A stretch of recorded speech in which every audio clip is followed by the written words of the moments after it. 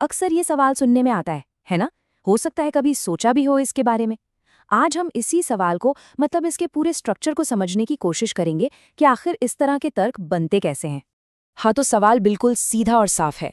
हमें मुस्लिम शासकों के बारे में क्यों पढ़ाया जाता है? अब ये सवाल देखिए, सिर्फ इतिहास की किताबों तक ही सीमित नहीं है। नहीं, ये असल में हमारी समझ, हमारे नजरिए पर भी एक बड़ा सवाल खड़ा करता है।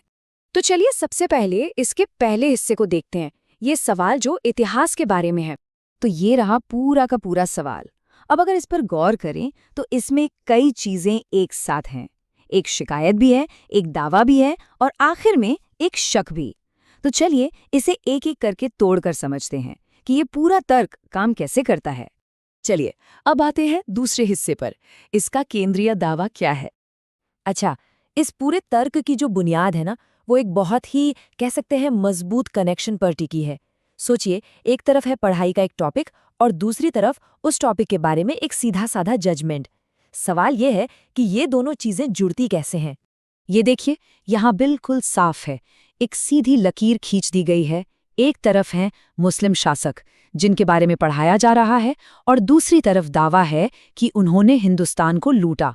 बस इसी एक कनेक्शन से, इसी एक जुड़ाव से पूरे तर्क की नींव रखती जाती है और यही नींव आगे आने वाली हर बात पर असर डालती है। ठीक है, तो अब चलते हैं इसके तीसरे हिस्से की तरफ, यानी फायदे का पैमाना। और फिर आता है ये वाला हिस्सा, हमें कोई फायदा नहीं है। अब देखिए, ये जो फायदे वाली बात है, ये सीधी सीधी उसी पहले वाले कनेक्शन से निकल कर आ रही है ना? लॉजिक बहुत सिंपल रखा गया है। अगर उन्होंने देश को लूटा तो भाई उनके बारे में पढ़ने से क्या फायदा होगा? तो ये है पूरा लॉजिक 3 बहुत ही आसान स्टेप्स में। स्टेप 1, एक टॉपिक चुना गया। स्टेप 2, उनके बारे में एक नेगेटिव दावा किया गया। और स्टेप 3, उसी दावे के बेस पर एक नतीजा निकाल लिया गया कि इसे पढ़ने का कोई फायदा नहीं है। एकदम सीधी और असरदार लॉजिकल चेन। अब आता है इसका चौथा और शायद सबसे दिलचस्प हिस्सा, एक रहस्य की खोज।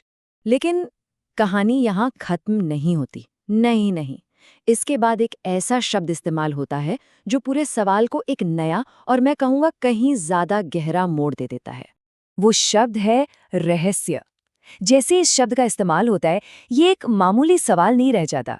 ये इस तरफ इशारा करने लगता है कि भाई कोई तो सच्चाई है जो जानबूझकर छुपाई जा रही है, कि इसके पीछे कोई बहुत बड़ा छिपा हुआ कारण है।